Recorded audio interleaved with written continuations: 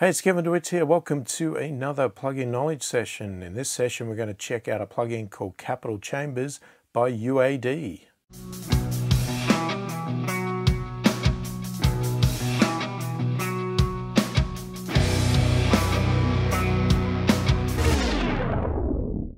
Now, if you're new to my channel and new to my videos, if you like what you see, click the thumbs up, subscribe to the channel, and click the notification bell so you're notified of when any new videos from me come out.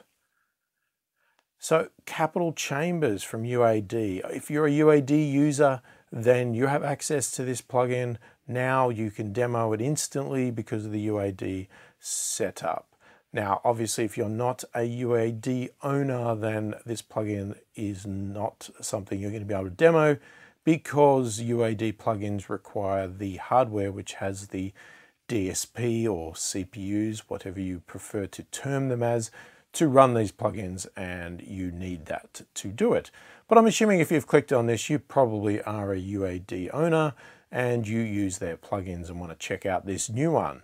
As is the common trend at the moment, this is another emulation of some old stuff, some vintage stuff, whatever you want to term it as. We get a lot of these emulation plugins now, and they, while are good, are great, can sometimes get a little bit tedious that we're getting another one and not something that's quite so innovative. Saying that though, this may be the plugin that you are looking for because you have been desiring this chamber sound, and now you can have it. So the plugin is based on Capitol recordings in Capitol Towers. It's an emulation of the Reverb chambers, whatever you want to call them, right? They're chambers, which are like rooms that create reverb sounds in them, that were designed by Les Paul, the same guy that created the guitars. Yeah, he designed these chambers in Capitol Towers, and they've been used as reverb effects on countless famous recordings with countless famous artists. So if you are after these sounds, now you can get them exclusively with this UAD plugin.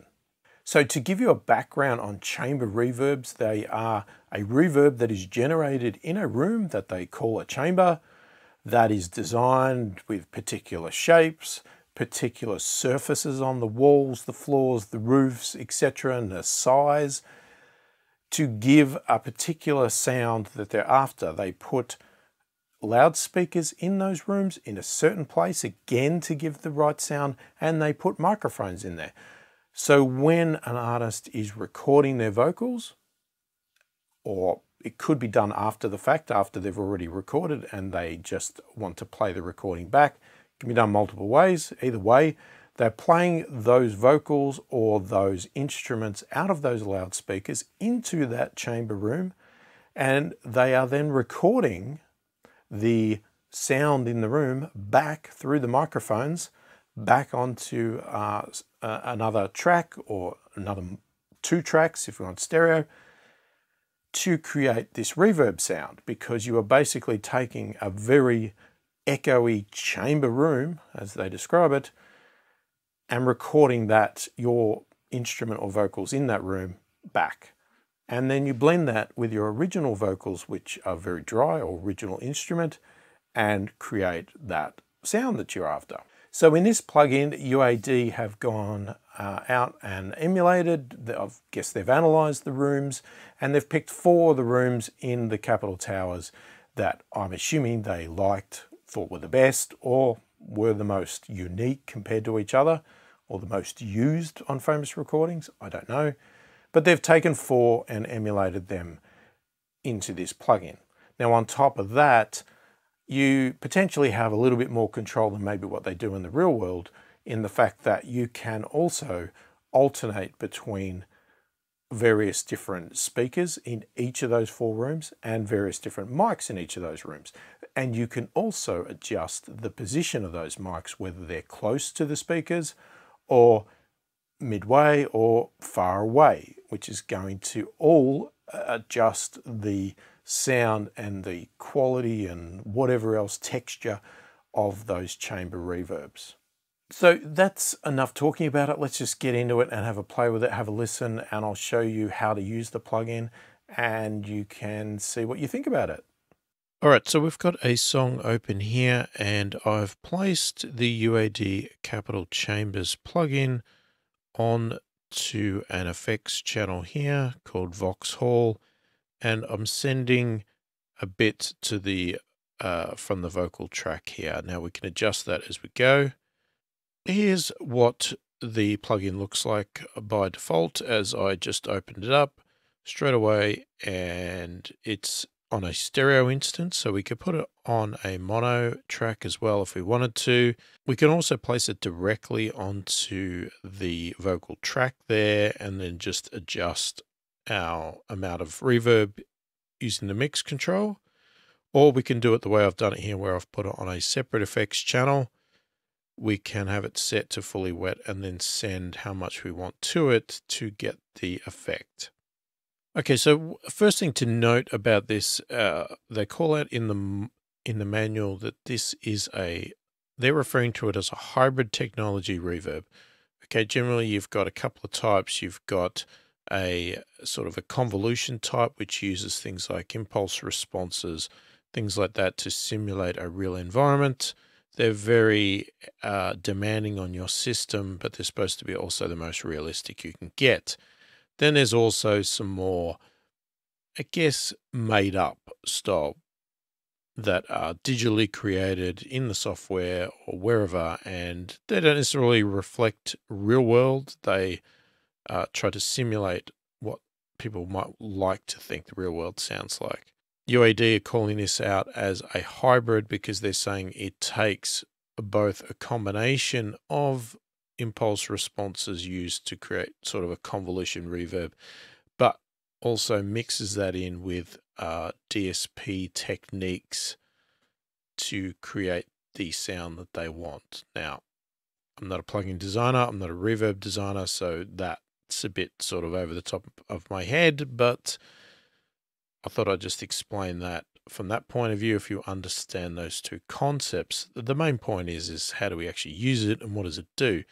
Now, a chamber itself is a technique used in the real world. Hence, this is replicating that, and you can sort of see it by the picture if you look at it.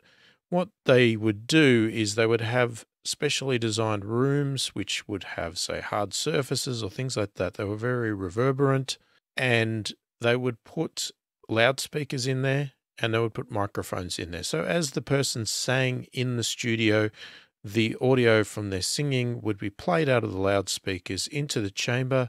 They would be recorded with the microphones in the chamber, and that would be your chamber reverb recording. And then in your mix, you would then blend the two, your dry audio track vocal with the chamber recording of your vocal in the chamber together to give you the reverb effect. So these plugins are meant to simulate that, but of course they have to do it, I guess, live because they're doing it as we're playing the vocal. So they're not pre-recording the vocal, they're doing it live. So we've got our standard layout of a UAD plugin here. You know, we've got manuals down here. We've got some other style presets, and there's also seems to be some presets here as well. And you'll notice if you follow some of the mixing engineers, you'll know some of these names like our Schmidt and most of these sort of names along here. You might have heard of these guys before. So they've obviously been approached to create presets of their own in this plugin to give you somewhere to start if you like. This is what it's come up for in default. And we're just going to run through everything manually. So what they've done is they've modeled 4 of the chambers out of Capitol that they believe to be either the best, the most popular, or the most different, I guess. Not exactly sure theory behind the 4, but if you study Capitol, you may understand better. But what they've done is they've emulated, and hence when you look at it, you think the numbers are weird because you think, hang on, why wouldn't it just say 1, 2, 3, 4? And the reason is because these are the chamber numbers themselves in the actual location. So it's chambers 2, 4, 6, and 7. That's what they've emulated in the plugin. So each one of them is supposed to give us a slightly different sound. It's supposed to give us slightly different speakers, microphones, and we'll see that as we flick through them. So just visually, if we flick through, we're on 4 now. We go over to 2, you'll see a bit of a change in look there, and speakers and visually microphones, but we do have, let's see if they actually change.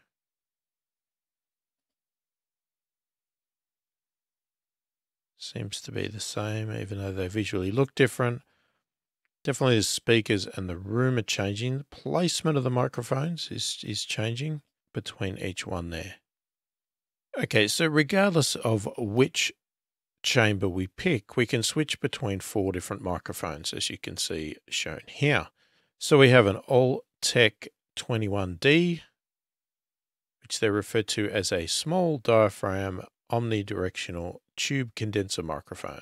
So the manual is stating this microphone was originally installed in chambers 4 and 6. So we can recreate exactly what was at Capitol, or we have the power to do things differently than what they were already doing. Next, we have an RCA 44, which is a figure-8 ribbon velocity microphone.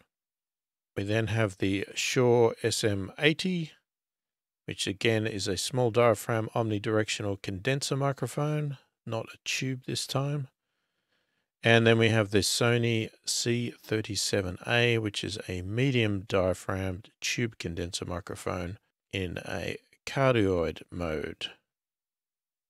So you can even see that they have been placed on different stands by this. Now, we also have this control here, which is our placement of the microphones. So we can bring the microphones closer to the speakers or anywhere in between to further away. And that applies to any of these microphones here. And we can obviously do each one of those moves in any one of these rooms.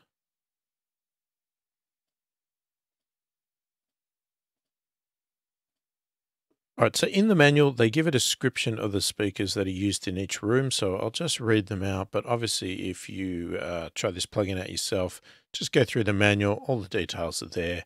So in chamber 2, they are using some Alltech 604 duplex with a JBL LE175 horn and JBL crossover. Room 4, we have an Alltech A7 voice of the theater with Alltech 802 horn. 6, we have an Alltech 604 duplex, and then 7, we have the Tannoy System 8s. So they're all supposed to obviously have their own character and sound to them. And as they are the ones generating the sound in the room, the combination of the different sound from the speakers, the room, and the microphones all combine together to give you the sound that this is going to produce. So how about before we go on to the other controls, just so I don't bore you to death with talking straight away, let's check out what it sounds like on and off, and just flick through these settings up the top here. As I said, I've got it fully wet. I will blend in a bit of the signal and we'll just see how we go from there, and then we'll talk about the rest of the controls. So if I turn the send off, I'm sending nothing to this plugin, and we have a vocal that sounds like this. On heaven's bright shore. Okay, so very dry. Now if we just turn it on. On heaven's bright shore, there's gonna be... Just go a bit over the top here. There's obviously a lot more reverb than I would normally put on a vocal, but just to enhance the sound so you can hear what it does. You'll especially hear the sound as I stop the playing and the reverb continues on. So let's start with room 2. And I'm guessing this flashing light potentially is at loading, so let's just give it a moment, and I think it's finished loading there. On heaven's bright shore, there's gonna be no more. Okay, if we switch to a different mic. On heaven's bright shore,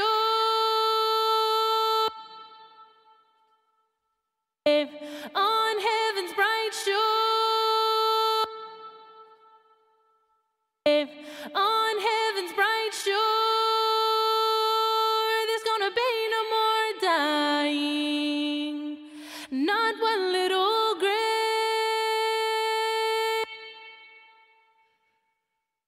So if we play with the distance there, you'll obviously hear a difference going on. On heaven's bright shore, there's gonna be no more dying, not one little grave in all that fair land. Not even a tear will dim the eye, and no one up there will say goodbye, just singing his praise through endless days on heaven's bright shore. Now you'll see this flashing light comes on and off quite a lot, so I don't think it's something that's instantly adapted. It takes a little bit of time to make the changes, so you just need to be aware of that as you're changing your settings. On heaven's bright shore,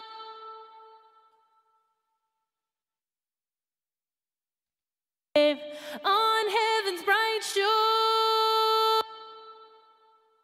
So the closer we get, the shorter the reverb becomes, a lot more contained, and the further away, the bigger. Now, for you people that are really paying attention, you'll see as I make a change, not only does this flash, this door comes open, a little light shines through, which is almost indicating that somebody's opened the door, the engineer's in there making a change, and once the finish loading, the door shuts, you're ready to record. On heaven's bright shore,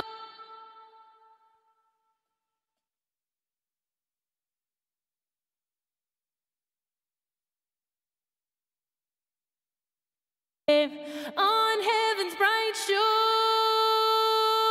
there's gonna be no more dying, not one little grave in all that fair land. So if we switch over to room 4. On heaven's bright shore, there's gonna be no more dying, not one little grave in all that fair land. Not even a tear will dim the eye, and no one up there will say goodbye, just singing his praise through endless days on heaven's bright shore. They tell of a place of marvelous grace on heaven's bright shore. Pilgrims on earth someday will go to live in that home forevermore, trusting in him who died for sin and rose from the grave. On heaven, out on the hills of glory land, so happy. So it's a little bit hard to compare them because of the big delays between them.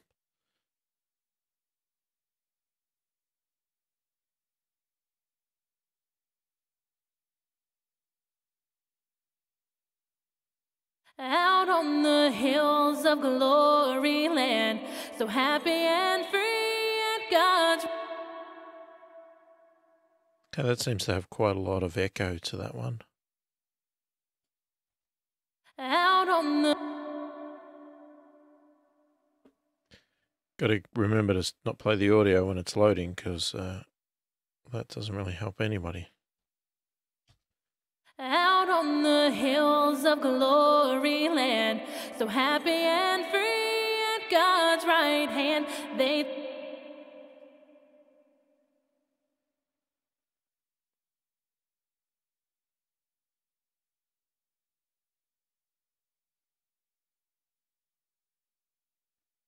out on the hills of glory land, so happy and free at God's right hand.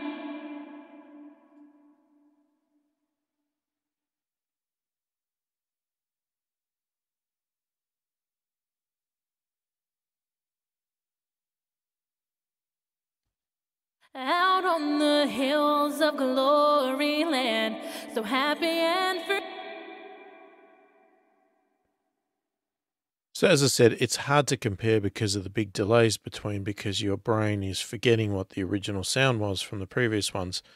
But there is a big difference between them. So if we just try to flick through them as quick as I can. Out on the hills of glory land. Out on the hills of glory land, so happy and free. Out on the hills of glory land, so happy and free at God's right hand. Out on the hills of glory land, so happy and free at God's right hand. All right, let's see if we can go back to our default setting here. I'm pretty sure that's what it was set to. And we'll check out the other controls. All right, so our first setting here is something that's quite common with reverbs, and it's pre-delay. So this goes from 0 to 250 milliseconds. You can see a midpoint 50 milliseconds there. And what that does is delays the start time of the reverb compared to the dry signal. And the impact that that can have on this plugin is this. So if we have this sound, out on the hills of, and if we pre-delay quite a lot, out on the hills of glory land, so you almost get an echo effect. So you can set it to a small amount, out on the hills of glory.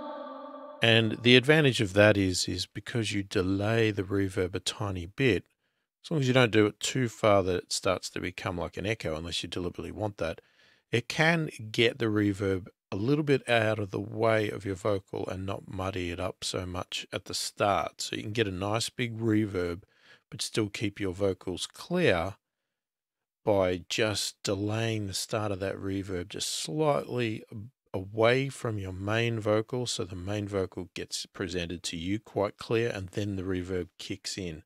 Out on the hills of glory land, so happy and free at God's right hand, they tell of a place of marvelous grace on heaven's bright shore.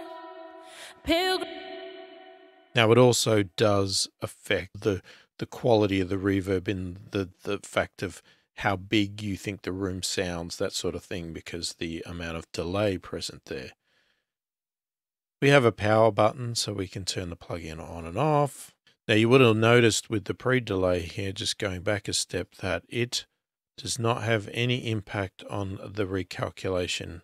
So this is something that you can change instantly and have no impact on recalculation. Now, just want to take another step back and just talk about this calculation delay here to getting the sound quality, in that there is definitely, I'm not going to go into too much detail, but just be aware there is a section in the manual that talks about limitations with automation. So if you're someone that likes to automate reverbs and automate the plugins themselves, you might find that there are some limitations because of this lag, because of this delay, that you're not going to be able to do certain functions with your automation because it's going to take too long to switch over.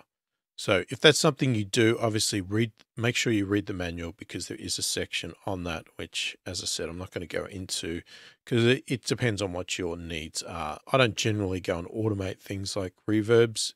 If I do automate them, I automate the send by bypassing, unbypassing the send, or changing the value of the send. I don't actually go and automate the plugin itself.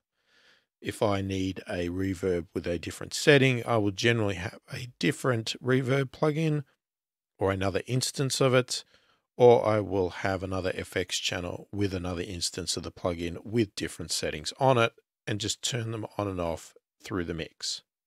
So the decay setting here adjusts the reverberation time, so how long the reverb is going to go for, and we can adjust that. But as you can see, as I change that, here we go with the delay again. Okay, so this impacts the actual calculation of it. Out on the hills of glory. So that's with the maximum, and then if we go down to minimum. Out on the hills of glory land. So lot smaller, lot tighter, so it makes the room seem a lot smaller and more enclosed. out on the hills of, out on the hills of. So the nice reverb trail there, quite a lot longer, and you can adjust that to wherever you'd like. Out on the hills of glory. And then down here, we've got obviously what looks like some EQ settings here. So we've got a filter, and the filter is set for a 6 dB per octave, low cut or high pass filter. It obviously can go from off up to 750 Hertz. So this is going to affect obviously the reverb itself. So out on the hills of glory land, so happy and free at God's right hand. So you can hear there, adding a bit of this takes a bit of the mud out of your reverb because you get the low end of your vocal out of your reverb. It stays in your vocal itself, but it starts to sound a bit clearer because you're getting it out of there. Now, whether you want to go that high, it's probably out extreme. On the hills of glory land, so happy and free at God's right hand. They tell of us. So you can hear that sort of low end boom come in. Obviously, there's a female vocal, so there's not a real deep low end in it, not like maybe a male vocal or another instrument. But it can still be handy to clean that up. Out on the hills of glory land, so happy and free at God's right hand. They tell of a place of marvel. So it can still give you a nice reverb effect, but without just muddying up your vocals there with that filter. And then we have an EQ section here, which obviously is broken up into bass, mid, treble. You've got set frequencies, 125 Hertz, 500 Hertz, and 5K. And you can do a cut or a boost to a 10 dB range. The bass and the treble controls here are stated to be a Baxendorf style, which is a very broad, very wide open shelf style EQ. And the mid control is your standard sort of bell-shaped parametric style EQ, and it has a proportional style Q. So the Q gets tighter and tighter the more you boost or the more you cut, and is more wider at smaller values. So I'll just quickly adjust those so you can hear what it sounds like. Out on the hills of glory land, so happy and free at God's right hand. They tell of a place of marvelous grace on heaven's bright shore. Pilgrims on earth someday will go to live in that home forevermore, trusting in Him who died for sin and rose from the grave. Out on the hills of glory land, so happy and free at God's right hand. They tell. Okay, so that's what the EQ and the filter section does. And then we just have a couple of additional settings here, which I will show you the width knob now, and I will show you this setting if I place the plugin on the actual track itself. So this is obviously adjusting the stereo width of this reverb. Okay, so 100 is fully left-right stereo, as much as the reverb can do, and we can narrow it down. Out on the hills of glory land, so happy and free. So we can make it very God's mono. right hand, they tell of a place of marvelous grace on heaven's bright shore. Pilgrims on earth someday will go to live in that That's a home reminder of the dry. forevermore, trusting in Him who died for sin and rose from the grave. So obviously in the situation I have here, I'd be using the send. So I would adjust this. So if we take it down to infinity, we're basically dry. Out on the hills of glory land, so happy and free at God's right hand, they tell of a place of marvelous. So you might just want to add a touch of a reverb there. So I'll just bypass and unbypass. Out on the hills of glory land, so happy and free at God's right hand, they tell of a place of marvelous grace on heaven. And if we were to put it in the mix itself, Out on the hills of glory land, so happy and free at God's right hand, they tell of a place of marvelous grace on heaven's bright shore.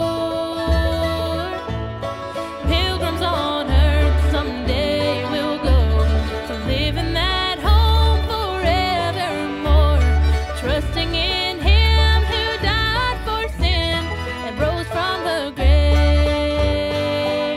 Oh. so I'll play that once more, just so you can hear it again. We'll do it dry first. Out on the hills of glory land, so happy and free at God's right hand, they tell of a place of marvelous grace on heaven's bright shore. Pilgrims on earth someday will go to live in that home forevermore. So obviously you can add as much reverb or as little as you so choose. So I'm going to turn that off now, and then I'll just quickly show you what it looks like, what it sounds like on the actual channel itself. Now in this case here, this is actually a mono track. So if I do it in mono here, you'll see that obviously the width control disappears now.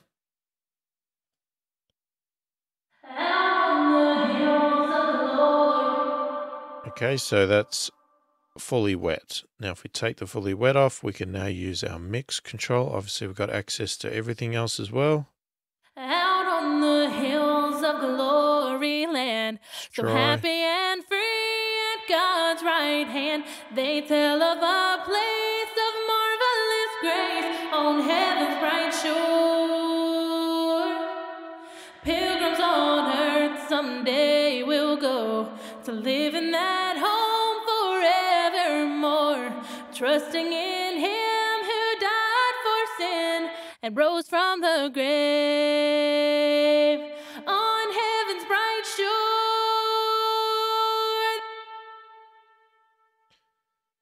So that's what you can do if you actually place it on the track and use the mix control itself to adjust the amount of reverb you want to apply.